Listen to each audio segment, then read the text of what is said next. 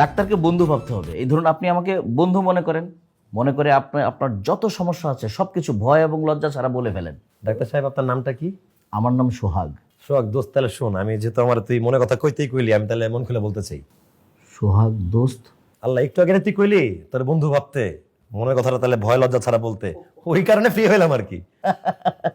Funny. ওকে, বলেন। তো দোস্ত, আমার মেইন সমস্যাটা হচ্ছে সন্দেহ। এবং এই পৃথিবীতে আমার সমস্ত সন্দেহ আমার বউ কেন্দ্রিক। আমি আমার বউকে নিয়ে সবসময় চিন্তায় থাকি, 24 ঘন্টা এই সন্দেহতে আমার ঘুম আসে না, আমার ক্ষুধাও লাগে না। আমার বউয়ের দিকে যদি কেউ চোখ তুলে তাকায়, অন্য যে কোনো পুরুষ, আমার আত্মায় কামড়ায় ধরে, মনে হচ্ছে সিল এসে আমার বউর সোমেরে নিয়ে যাবে, আমি বউ হারা হয়ে যাবো। আমার বউয়ের সাথে ভুলে ভালে কথা যদি বলতে আসে, প্রয়োজনে কথা বলতে আসে, আমার আত্মার জায়গা থাকে না, আমার মনে কথা বলে ফুসলাই ফুসলা লয়ে চলে যায়। দোস্তর, আমি একটা ছোট্ট উদাহরণ দিই। আমার বউ যখন হাড়ি পাতিল মাঝে পানির কলকলো শব্দ হয়, আমি যখন মোবাইলে শুনতে পাই, তখন আমার মনে হয় কাজ শেষ, গোসল করতেছে। এই সন্দেহ থেকে আমি দূরে যেতে পারবো না।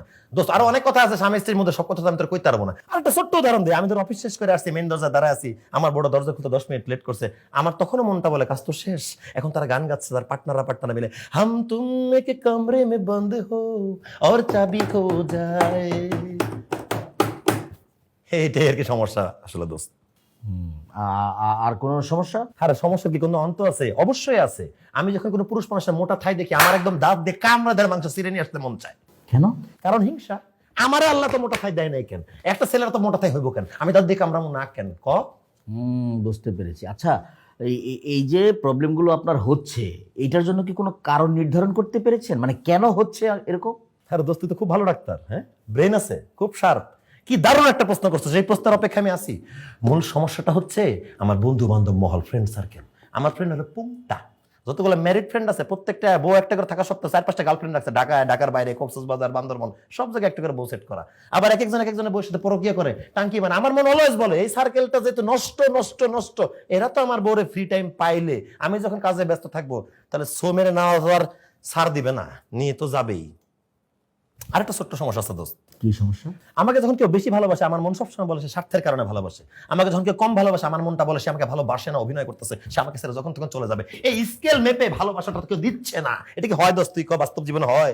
দোস্ত, আমার একটু কথা বাকি আছে। কি? মানে আমাদের স্বামী স্ত্রীর মধ্যে আরো অনেক সমস্যা আছে, সব কথা তো দোস্ত করে কোয়া যায় না। এটা আমাদের একান্ত ব্যক্তিগত বিষয়, তাই শেয়ার করতে পারলাম না। যা শেয়ার করেছি তার মধ্যে গল্পগুলো লুকিয়ে আছে। হ্যাঁ, বুঝতে পেরেছি। আসলে ওই যে সন্দেহ যে ব্যাপারটা, এটা অনেকটাই বংশগত। দেখা যায় যে জেনারেশন বাই জেনারেশন চলে আসে। এটা ভাববার কোনো কারণ নেই। আমি ঔষধ লিখে দিব, সন্দেহ চলে যাবে। ওষুধ খেলে সন্দেহ দূর হয়ে যায়? অবশ্যই। আমি লিখে দিচ্ছি, তারপরে খেয়ে দেখুক, সন্দেহ থাকবে না। কিন্তু ওই যে হিংসার যে ব্যাপারটা, এইটার কিন্তু কোনো ঔষধ নেই। এটা ওষুধ দিয়ে সারবে না। এটা নিজে নিজে রিকভার করতে হবে। মানে মেনে নেওয়া এবং মানিয়ে নেওয়া, এটা হচ্ছে এটার মূল মন্ত্র। খুব সুন্দর কথা বলছিস দোস্ত, মেনে নেওয়া এবং মানিয়ে নেওয়া। বল। এই একটু উদাহরণ দিয়ে বলি। হ্যাঁ, আপনার মনে হয় বুঝতে সমস্যা হচ্ছে। এই ধরেন, আপনি শুনেন ভালো করে। ধরেন প্রচণ্ড রৌদ্র। হ্যাঁ, এই রোদটাকে অসহ্য ভাবা যাবে না, ভাবতে হবে পজিটিভ কিছু। যেমন ধরেন, এই রোদ হয়তো বা আম কাঁঠাল পাকবে, এই জন্য রোদ। কি? হ্যাঁ, ঠিক। প্রচণ্ড বৃষ্টি, বিরক্ত হওয়া যাবে না, এত বৃষ্টি ভালো লাগে না, বৃষ্টির জন্য বাইরে যেতে পারছি না। এইভাবে পজিটিভ ভাবতে হবে যে বৃষ্টি, প্রকৃতি সবুজ হয়ে যাবে। বি পজিটিভ সব ক্ষেত্রে। আলহামদুলিল্লাহ, শুক্রিয়া। এটা হচ্ছে এই হিংসাটাকে দূরে রাখার একটা উপায়। ঠিক আছে? আর এই সন্দেহের ওষুধটা আমি লিখে দিচ্ছি। স্যার, ওষুধ খেলে সন্দেহ সত্যি সত্যি ভালো হয়ে যায়? হ্যাঁ, আপনারও সন্দেহ হচ্ছে। শুনেন, সন্দেহ ব্যাপারটা মস্তিষ্ক থেকে তৈরি হয়, আর আমি যে ওষুধটা দিব এটা মস্তিষ্ককে ঠান্ডা রাখে। সুতরাং সন্দেহটা তখন আর আসবে না। ওকে, দিচ্ছি।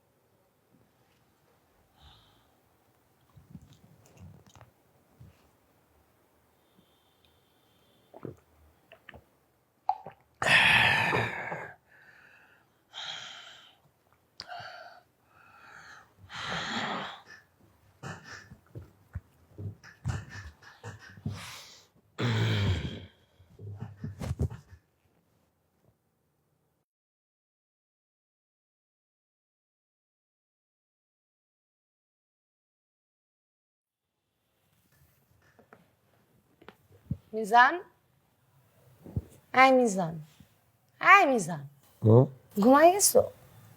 হুম তুমি কি ঘুমাচ্ছ? তুমি ঘুম থেকে ডেকে জিজ্ঞেস করতেছ আমি ঘুমাচ্ছি নাকি? এখন কেমন ঘুমাচ্ছ? 9:43 বাজে, 10টাও তো বাজে নাই। কি করব বলো, ডক্টররা যে মেডিসিন দিছে এত রিল্যাক্স লাগে, ঘুম চলে আসে। আমি ঘুমাই যাই, তুমিও ঘুমাও। তুমি যে আমার আগে ঘুমায় যাচ্ছ, এখন আমি যদি কারোর সাথে চ্যাটিং করি, লাভ রিয়াক্ট পাঠাই, ফুসুর ফুসুর করে কথা বলি, তখন কি করবা? তখন আর কি, নিজেকে ব্যর্থ মনে হবে, মনে হবে হাজবেন্ড হিসেবে স্ত্রীকে পরিপূর্ণতা দিতে পারিনি, তাই তো শূন্য কারোর সাথে কথা বলতে চাচ্ছে, তাই না? রং। আর যদি এমন হয় চ্যাটিং করতে করতে আমি কথাও বলি, তখন? তোমার মন যদি চাই করো। আর কথা বলতে বলতে যদি আমাদের প্রেম হয়ে যায়? তাহলে আর কি, প্রেমিক হিসাবে আমি ব্যর্থ। আমাদের মধ্যে হয়তো শেয়ারিং ছিল না, ওই বন্ডিংটা ছিল না, আমরা হয়তো কেউ কারো ভালো ফ্রেন্ড হইতে পারি নাই। যদি প্রেম করে আমি তার সাথে পালাই যাই, তখন? তাহলে আর কি করার, হাজবেন্ড হিসেবে ব্যর্থতাটাকে মেনে নিতে হবে। কার স্ত্রী যদি পালাই যায় তাহলে সবাই তো বুঝেই যাবে যে ওই হাজবেন্ডের 1% যোগ্যতাও ছিল না। কি বলো না বলো, আমার ঘুম আসে নাই, তোমার ঘুমানো লাগবে না এখন। বলো না কথা, তুমি আমাকে একটু ঘুমাইতে দাও, তুমিও ঘুমাও প্লিজ, ঘুমাই একটু। মিজান, আমি যে দিচ্ছি, ফোন দিচ্ছি। দাও ফোনটা দাও, আরে আমার সামনে দাও, আমি শুনতে শুনতে ঘুমাই যাবো, সমস্যা নেই। মিজান, হুম, আমি দিচ্ছি কিন্তু ফোন। দাও না। এই যে দেখো, ছেলেটাকে দেখো কি সুন্দর। মার্শাল্লাহ, খুব সুন্দর চেহারা, কথা বললো, সমস্যা নাই। আমাকে ফ্রেন্ড রিকোয়েস্ট পাঠাইছে কিন্তু। অ্যাকসেপ্ট করে ফেলো। এখন যদি আমি কথা বলি, মিজান, মিজান, মিজান, আমি কিন্তু কথা বলতেছি। হ্যালো, হাই জান। না না, আমার হাজবেন্ড ঘুমাচ্ছে। হ্যাঁ, তুমি কি দেখা করবে আমার সাথে রাতে? মিজান,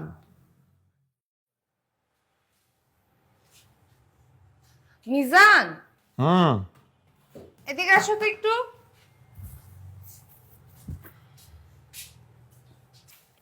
হ্যাঁ বলো, কি হয়েছে? আমি একটু ছাদে যাচ্ছি, যাও। চলো আমার সাথে। ছাদে তো আমার কোনো কাজ নেই, আমি ছাদে গিয়ে কি করব? তোমার কাজ আছে, তুমি যাও। আর বাবা, তুমি বুঝতে পারতেছো না, বাড়িওয়ালা ছেলেটা আমাকে কেমনে কেমনে করে ডিস্টার্ব করে, তুমি তো দেখছো কিরকম করে জ্বালায়, কেমন কেমন করে যেন তাকায়ও। যদি ছাদে যাই আরো থাকে, এর থেকে ভালো তুমি আমার সাথে চলো। দেখো, এটা তো তার দৃষ্টিভঙ্গির সমস্যা, এটা তার দৃষ্টিভঙ্গি, এটা তো আমি বদলাতে পারবো না। যার যার নজর তাকে সামলাইতে হবে। এখন সে যদি তাকাইতেই চায় তাকাক, এখানে আমি কি আর বাধা দেওয়ার কে, বলো? তাও তুমি চলো আমার সাথে ছাদে। ছাদে তো আমার কোনো কাজ নাই, তুমি যাও। তুমি বুঝতেছো না, তুমি হয়তো জানো না, আমাদের বাসার উপরে ফ্লোরে একটা ছেলে আসছে। ছেলেটা জিম করে, হ্যান্ডসাম। নাইস। সেদিন আমি ছাদে গিয়েছিলাম কাপড় নাড়তে, তো দেখলাম ও জিম করতে করতে আমাদেরকে কেমন কেমন করে যেন লুকস দেয়। তো আমি তাকাইছি, ও আমার সাথে কথা বলতে জাস্ট আসবে আসবে, আর আমি ওইখানে পাত্তা না দিয়ে চলে আসছি। এখন গিয়ে যদি দেখি ছাদের উপরে টি শার্ট ছাড়া জিম করতেছে, বেটার তুমি চলো আমার সাথে। ছেলেটা জিম করতেই পারে, ছাদে নিঃশ্বাস নিতে পারবে, একটা ভালো জায়গা আছে সেখানে সে জিম করবে। এর মধ্যে এখন তোমার সাথে কথা যদি বলতেই চায়, নিতান্ত যদি বলতে চায়, তুমি কথা বলবা। আননোন পার্সন এসে হাই দিলে হাই দেয় না মানুষ? কথা বললে এমন কি হয়ে যায়, কথা বলতেই পারো। তুমি বুঝো, একটু বোঝার চেষ্টা করো Mizan. Truth is bitter, but সত্যি তিতা হইলেও তো সত্যি। আমিও তো একটা মানুষ, বলো। তুমি তো অফিসেই বেশিক্ষণ থাকো, দেখা গেছে যে আমি আজকে কাপড় নাড়তে গেলাম, তারপরে ছেলেটার সাথে আমার কথা হইলো, তারপরে দেখা গেল কথা থেকে মানে বন্ধুত্ব হলো, এরপরে দেখা গেল যে আমরা কফি হাউসে কফি খেতে গেলাম, তারপরে কফি খেতে খেতে খেতে খেতে যদি আমাদের মধ্যে, ইউ আন্ডারস্ট্যান্ড না, যদি কোনো সম্পর্ক হয়ে যায়, তখন? হয়ে গেলে যাক, আমি ধরে নিব যে আমার প্রেমটা ব্যর্থ ছিল, আমি হাজবেন্ড হিসেবে পেরে উঠি নাই, তাই আমি আমার বউকে ধরে রাখতে পারি নাই। ইটস ওকে না? তোমার কিচ্ছু যায় আসে না। Get out, get out. ওমা, কি করলাম?